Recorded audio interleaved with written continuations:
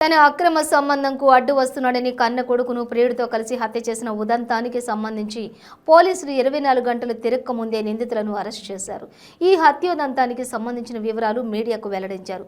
సంగారెడ్డి జిల్లా జహీరాబాద్ పట్టణంలోని శాంతినగర్లో జరిగిన అక్షయ్ రాథోడ్ అనే యువకుడు అనుమానాస్పద స్థితిలో మృతి చెందగా సంఘటనకు సంబంధించి మృతుడి భార్య ఇచ్చిన ఫిర్యాదు మేరకు కేసు నమోదు చేసి దర్యాప్తు చేసిన పోలీసులు మృతుడి కన్న తల్లి యశోదాబాయ్ తన ప్రియుడు ప్రేమ్దాస్తో కలిసి రోకలితో కొట్టి చంపి లుంగీతో ఉరివేశారని విచారణలో తేలిందన్నారు. నిందితులను అరెస్ట్ చేసి రిమాండ్కు తరలించినట్లు పోలీసులు తెలిపారు. ఏం తెలిపింది కంప్లైంట్లో అంటే ఆమెకు 3 సంవత్సరాల క్రితం పూతికే గ్రామానికి చెందినటువంటి తనకు చెందిన అక్షయ్ రాథోడ్తో వివాహం జరిగింది. వారికి ఒక చిన్న బాబు కూడా కలడు. గత సంవత్సరాల క్రితం భర్తతో గొడవ వల్ల ఈ శ్రీమతి నెనవ సుజాత ఇక్కడ ఉండకుండా వాళ్ళ అమ్మగారింట్లో ఉంటుంది, మర్పల్లి మండల్ షాపూర్ తాండ.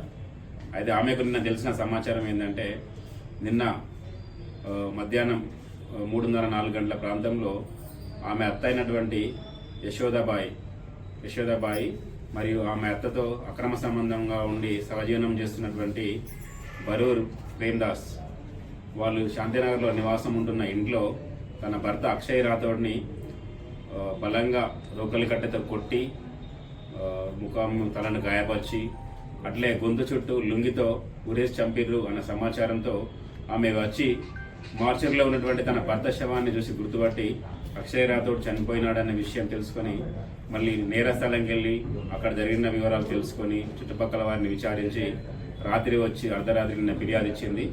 తన భర్తని తన అత్త యశోదాబాయి మరియు ఆమెతో అక్రమ సంబంధం ఉన్నటువంటి బరూర్ ప్రేమ్దాస్ ఇద్దరు కలిసి వారి అక్రమ సంబంధానికి అడ్డొస్తున్నారు, అదేవిధంగా నా భర్త ఏదో డబ్బులు అడుగుతున్నాడు అని చెప్పేసి కోపంతో ఆమె భర్తను హతమార్చినట్లు ఆమె ఫిర్యాదు ఇచ్చింది. ఆ ఫిర్యాదు మీద కేసు నమోదు చేసి సిఐ నేను మరి ఎస్ఐ శ్రీకాంత్ నైట్ నుంచి మొత్తం ఇన్వెస్టిగేషన్ స్టార్ట్ చేసి ఇంకా ఉదయం మృతుని మృతదేహానికి పోస్ట్మార్టం నిర్వహించి భార్యకి మరి ఇతర బంధువులకు అప్పచెప్పడం జరిగింది.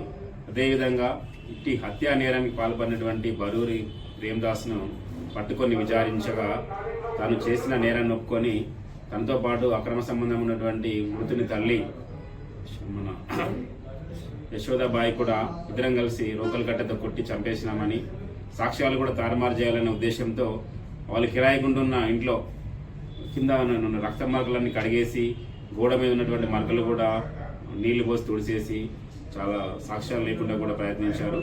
కానీ మేము క్లూస్ టీమ్ సహాయంతో నేర స్థలంలో బ్లడ్ శాంపిల్స్ అన్ని సేకరించినాము.